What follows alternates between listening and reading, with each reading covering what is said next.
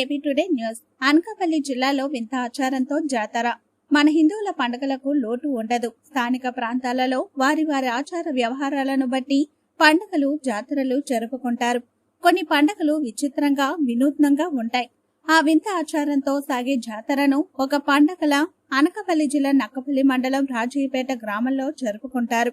మత్స్యకారులు దేవుడిగా భావించి ఈ నోకతాత మాఘ అమావాస్య రోజు రాత్రి జాతరతో ప్రారంభించి మరుసటి రోజు సాయంత్రంతో ముగిస్తారు. నోకతాత పిక్కి అనే వంశానికి చెందిన మత్స్యకారుడు. మత్స్యకారులకు మంచి చెడు దిశ నిర్దేశం చేసేవాడట. అలా నోకతాత మత్స్యకారులకు దేవుడిగా కొలిచేవారు. నోకతాతకు 2 ఎడ్లు ఉండేవట. వాటి పోషణ అంతా నోకతాత చూసుకునేవాడట. కొంతకాలం తర్వాత నోకతాత మరణిస్తే ఆ 2 ఎడ్లు నోకతాత మృతదేహాన్ని సముద్ర దెబ్బల్లోకి తీసుకెళ్లి ఊడ్చాయని మత్స్యకారుల నమ్మకం. అనంతరం అక్కడే ఆ 2 ఎడ్లు కూడా మరణించాయని పూర్వీకులు చెప్పుకుంటున్నారట. అప్పటి నుండి నోకతాత ప్రతి సంవత్సరం మాఘ అమావాస్య మరుసటి రోజు పూజారిని నోకతాత ఆవహిస్తారని, అలా ఆవహించిన పూజారిని బోయపాడు తీరంలో సముద్ర పుణ్యస్నానం చేయించి వస్తూ ఉంటే రహదారి పొడవునా మత్స్యకారులు నేల మీద పడుకుంటే వారి మీద నుండి పూజారి నడిస్తే సకల పాపాలు పోయి మంచి జరుగుతుందని భక్తుల ప్రగాఢ నమ్మకం. ఈ జాతరను మత్స్యకారులు ఒక మహోన్నత జాతరలా ఘనంగా జరుపుకుంటారు. ఈ పండగలో ఏ ఇంటి వద్ద మాంసాహారం ముట్టరు. ఈ పండుగకు ఉపాధి కోసం దేశ నలుమూలలో ఉన్న మత్స్యకారులందరూ హాజరవుతారు. విశేషం ఏమిటంటే మత్స్యకార గ్రామంలోని ప్రజలు ఈ జాతర సందర్భంగా ఎటువంటి మాంసాహారాన్ని తీసుకోకుండా ఎంతో పవిత్రంగా ఉండి నోకతాత స్పర్శ తగిలేలా పూజ కార్యక్రమాలు నిర్వహించడం ప్రత్యేకత. కార్తీక పౌర్ణమి వచ్చేస్తుంది, చింతపల్లి పర్వతం ఇరిగి పడిపోద్ది, వాయుగుండం ముంచిపోద్ది, వెళ్ళిపోతారు. 2 అంటే చేపలు ఎక్కువ నాగడంలో నాశ పుట్టేసి అలా ఆగిపోయారండి. ఆగిపోతే ఆయన వాయుగుండం వచ్చి ముంచేసిందంట. ముంచేస్తే ఆ ఊరు వదిలేసి బిచ్చిరాజపేట అని మా వాళ్ళు వెళ్ళిపోయి కొన్ని రోజులు నివాసం అక్కడ ఉన్నారండి. బిచ్చిరాజపేటలో అక్కడ దుర్గమ్మ గుడి కట్టుకొని అక్కడ పూజ చేసుకున్నారండి. అలా కొన్ని రోజుల తర్వాత మన కొలవిర్తి మనం మర్చిపోతాం, మన ఊరు మనం పోదాం. అలాగని ఒక రాజీ అన్న అతను ఈ ఊరు వచ్చి ఇల్లు కట్టుకున్నాడు. అలాగ ఆయన పెట్టి ఒకరు వచ్చి అక్కడ పెట్టుకున్నారంట. కొన్ని కొంపలు అవరే అన్నమాట. పెడితే ఎక్కడికి వెళ్తున్నావురా నువ్వంటే రాజీపేట వెళ్తున్నానంటే ఆయన రాజీ, ఆయన ఇల్లు కట్టుకున్నవాడు కాబట్టి ఊరి పేరు ఆయన పేరే, రాజీ పేరే.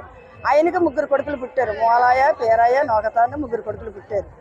ఆ 3 కొడుకులని పుట్టిన తర్వాత పెద్దలు అయిన తర్వాత మా ఊరు ఎజ్జలలో అనేసి ఒక ఊరి నుంచి ఊరు వచ్చారండి. వచ్చిన తర్వాత వాళ్ళ అమ్మాయిని ఈ నోకతాత పెళ్లి చేశారండి. చేస్తే వాళ్ళ అమ్మవారు ఏం చేసిందంటే నాకు జ్యోతి పెట్టరా, నా పిల్ల నీ ఇంటికి వచ్చింది, నాకు జ్యోతి పెట్టాలని అడిగిందండి. అడిగితే నా పాల దొరకమ్మ ఉంది, నా పాల కోదంటుంది, నీకు జ్యోతి పెట్టనన్నారు.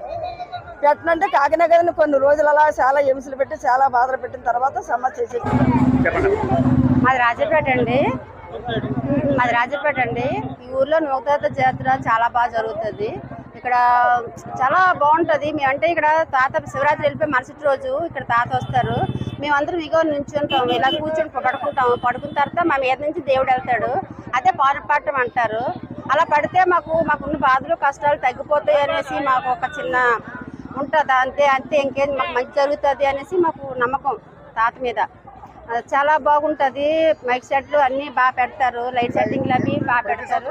ప్రతి సంవత్సరం మేము పాల్గొంటామండి. ప్రతి ఒక్క సంవత్సరం ఏ ఊర్లో ఉన్నా ఈ రాజపేటలో పుట్టి పెరిగిన వాళ్ళు ఎవరైనా సరే ప్రతి చిన్న ఊర్లో వెళ్ళిపోయి బ్రతుకుతారు.